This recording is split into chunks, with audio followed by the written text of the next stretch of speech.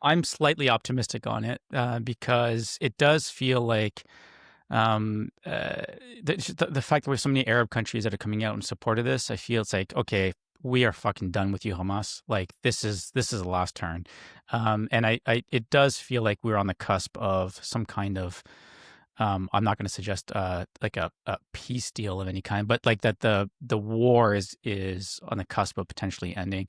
And I've seen you'll see some reporting on either side of this, but I have read some reports of many Palestinians in Gaza City like saying the ball is now in Hamas's court. This is now for Hamas to like make the right call to bring this war to an end.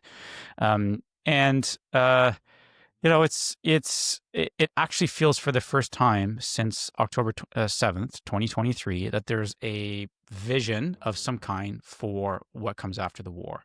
And I think that's pretty serious and it's meaningful. But Holly, I think you're like you've surfaced, I think, an important consideration, which is that the devil's always in the details.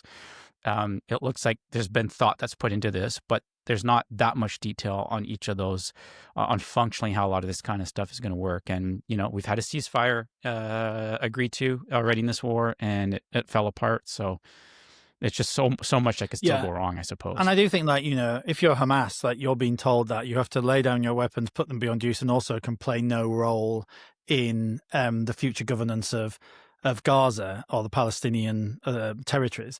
Now, that is quite a different prospect to the Northern Ireland peace process, where, yes, the IRA had to lay down its arms, but their political arm, Sinn Féin, was very much party to the future governance arrangements.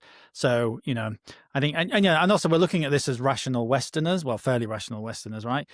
Let's not underestimate the people on the other side of this who are a Islamist murder and rape cult, whose tolerance of barbarism and who have indoctrinated entire generation of people with a belief that you can achieve nothing more in life than martyrdom.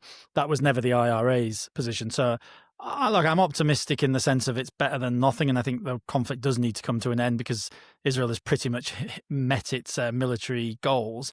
But I'm not optimistic that this progresses any more successfully than previous rounds of, Camp David Accords, all the rest of it. I don't know, but look, I think it's just interesting. And the final take on it as well was, I thought it was interesting that Bibi from the White House rang up the Qatari Prime Minister to apologize, right, or whatever the word is, for the attack on Qatar.